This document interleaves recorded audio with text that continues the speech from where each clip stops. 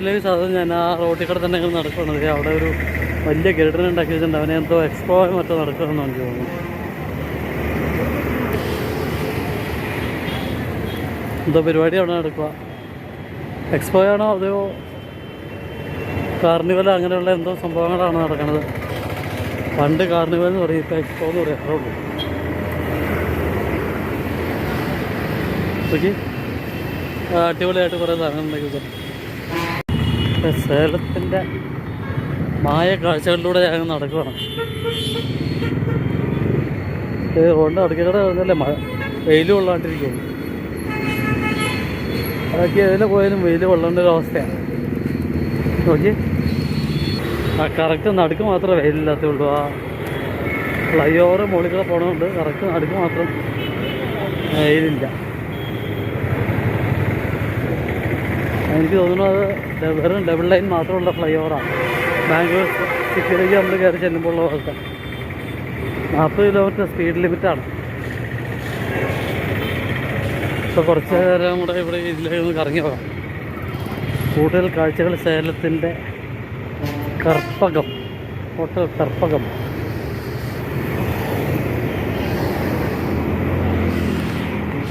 ഈ fly over ഇങ്ങനെ നിൽക്കുന്നതുകൊണ്ട് ഈ ക്ഷേത്രങ്ങളുടെ കാഴ്ചകൾ വളരെ കുറവാണ്.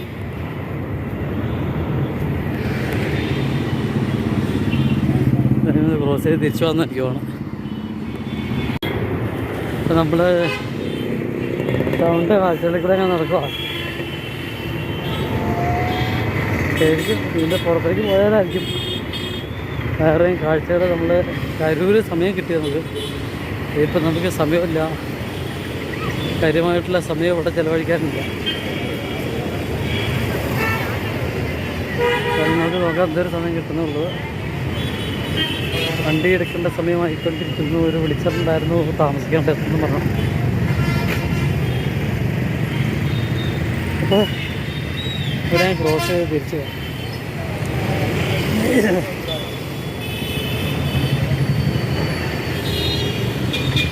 നോക്കി എന്നാൽ ക്രോസിങ് എടുക്കില്ല. ജോസ് ആലൂക്കാസുണ്ട്, ജോയി ആലൂക്കാസുണ്ട്, കല്യാണുണ്ട്. മൊത്തം മലയാളി മഴ.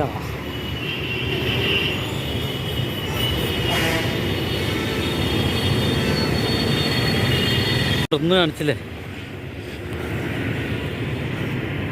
ഇതെന്നാ സംഭവം? നമ്മുടെ കേരളത്തിലൊക്കെയാണ് ഈ സംഭവം എന്നാന്ന് എഴുതി വെച്ചാണ്. അങ്ങോട്ട് ചെന്നേക്ക് മാത്രമേ എന്നാ സംഭവം എന്ന് അറിയാൻ പറ്റുള്ളൂ. എന്തോ കാർണിവലിൽ അങ്ങനെയുള്ള പരിപാടിയാണെന്ന് എനിക്ക് തോന്നുന്നു. ഒരു വലിയ പരുന്തിനെ ഉണ്ടാക്കി വെച്ചിട്ടുണ്ട്, അടിപൊളിയായിട്ട്. പക്ഷെ എൻ്റെ ചിറകൊക്കെ ഒടിഞ്ഞു തുടങ്ങിയിട്ടോ. അപ്പോൾ നമ്മുടെ പാർട്ടി ഇതിൽ നോക്കിയപ്പോൾ വൈകുന്നേരം 2:45 തൊട്ട് ഇവിടെ ഭയങ്കര മഴയാവുന്നുണ്ട്. അപ്പോൾ അതുകൊണ്ട് അവർ പരിപാടിയൊക്കെ അവസാനിപ്പിച്ച് തിരിച്ച് പോരാന്ന് പറയുകയാണ്.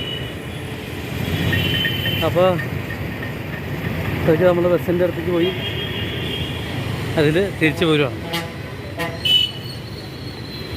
അവിടെ തുറന്നത് ഇവിടെ നിന്നാണ്.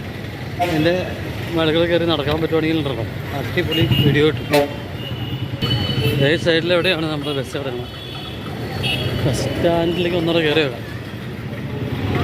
നോക്കി, ജയലക്ഷ്മിയുടെ പ്രീമിയം ബസ് കിടക്കുന്ന നോക്കി. ബെൻസിൻ്റെ കേട്ടോ, ബെൻസാ, ഭാരത് ബെൻസാ.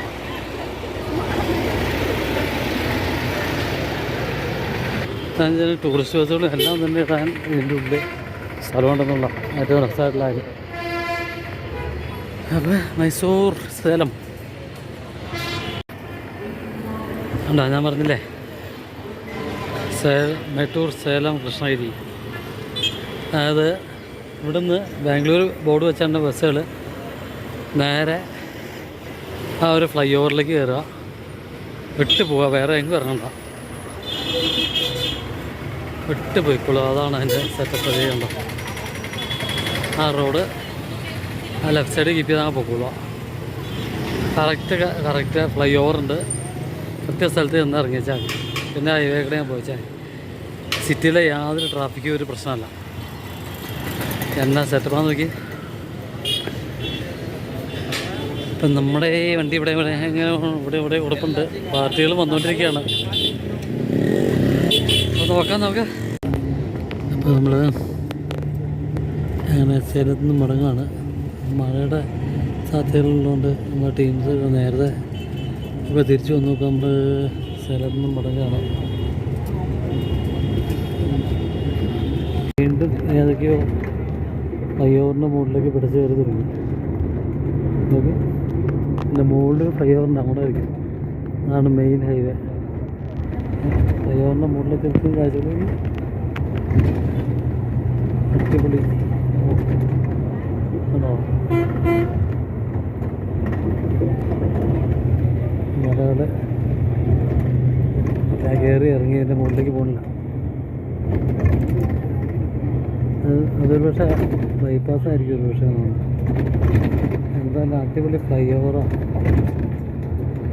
സേലത്തുനിന്ന് കടന്നു പോകണമെങ്കിൽ ബൈപ്പാസ് കടന്നു പോകണമെങ്കിൽ നല്ലകാരം ചോദിക്കണം. ബൈപ്പാസ് കടന്നു നല്ലകാരം ചോദിക്കണം. അല്ല, നമ്മൾ സേലത്ത് നിന്ന് പോകുന്ന വഴിയാണ് സേലം ബാംഗ്ലൂർ ഹൈവേ ആണ്. അപ്പോൾ ഇടയ്ക്ക് 1-2 സ്ഥലത്ത് ഞാൻ അങ്ങനെ ഇതുപോലെ കണ്ടു. കാരണം ഇവിടെ ഫ്ലൈ ഓവർ വന്നുകൊണ്ടിരിക്കുകയാണ്. നമ്മുടെ കേരളത്തെ പോലുള്ള യാതൊരു ബ്ലോക്കോ കാര്യങ്ങളോ എന്തെങ്കിലും ഉണ്ടോ നോക്കി ഇഷ്ടം പോലെ സ്ഥലമാണ്. ഇതാണ് ഒരു ബ്ലോക്കില്ല. ഇവിടെ നടുക്ക് പണി കിടക്കുന്നു. സൈഡിൽ കൂടെ സാധാരണ പോലെ തന്നെ വണ്ടി പോകുന്നു. അതാണ്ട് അത്ര തന്നെ വീതിയുള്ള റോഡാണ്. ഇതാണ് അതിൻ്റെ ഒരു രീതി. എന്തോരം വണ്ടികൾ ഇറങ്ങണം നോക്കി. വണ്ടികളിൽ നിന്ന് ഞാൻ ഉദ്ദേശിച്ചത് വേറെ ഒന്നുമില്ല കേട്ടോ. ആ വണ്ടി വരുന്ന വലിയ വണ്ടികൾ, എന്തോരം ലോറികളുടെയൊക്കെ ഒരു വിളയാട് കേന്ദ്രമാണ് ശരിക്കും തമിഴ്നാട് എന്ന് പറഞ്ഞു. അവിടെ പണിയാൻ വേണ്ടിയിട്ടായിരിക്കും ഒരു പക്ഷേ, അല്ലെങ്കിൽ പണിത് ചെയ്തായിരിക്കും.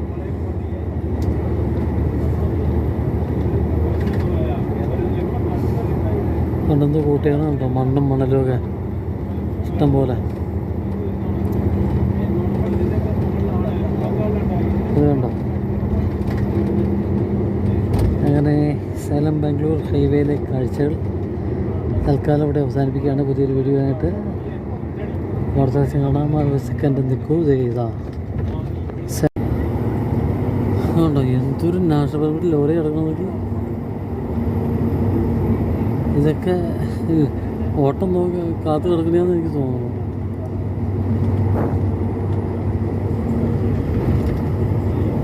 ഈ പ്രദേശത്താണ് ശരിക്കും നാഷണൽ പാർക്കിൽ ലോറികളുടെ ഒരു എന്നാ പറഞ്ഞാൽ ഒരു വിളയാട് കേന്ദ്രമാണ്. ഞാൻ നേരത്തെ പറഞ്ഞ പോലെ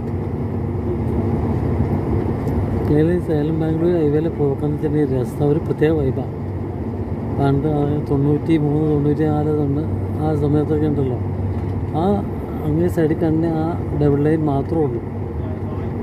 4 ലൈൻ പോലും ഇല്ല. അപ്പുറം ഇപ്പുറം വണ്ടി അങ്ങോട്ട് കൂടി സൈഡ് കൊടുത്ത് പോകണമെന്ന് ആലോചിക്കുക. പക്ഷേ അന്നും ഇതേപോലെയുള്ള തിരക്കുള്ളൂ, വലിയ തിരക്കൊന്നുമില്ല. അതായത് ഇവിടുന്ന് ലെഫ്റ്റ് പോയിട്ടുണ്ടെങ്കിൽ ശങ്കരി എന്ന് പറഞ്ഞ സ്ഥലമാണ്. അന്ന് ശങ്കരി ടൗണിൻ്റെ നടക്കേടൊക്കെ നമ്മൾ പോകണം. ഇപ്പോൾ ഇത് ഈ വണ്ടി ബൈപ്പാസ് ചെയ്താൽ പോകണമെന്ന് എനിക്ക് തോന്നുന്നു. നമ്മളിപ്പോൾ എല്ലാം ബൈപ്പാസ് ചെയ്താൽ പോകണേ. സേലം ബാംഗ്ലൂർ ഹൈവേയിലെ കൂടുതൽ കാഴ്ചയുമായിട്ട് സേലം ബാംഗ്ലൂരിലെ കോയമ്പത്തൂർ ബാംഗ്ലൂർ ഹൈവേയിലെ കൂടുതൽ കാഴ്ചയിലുമായിട്ട് അടുത്ത വീഡിയോ കാണാം. Good bye.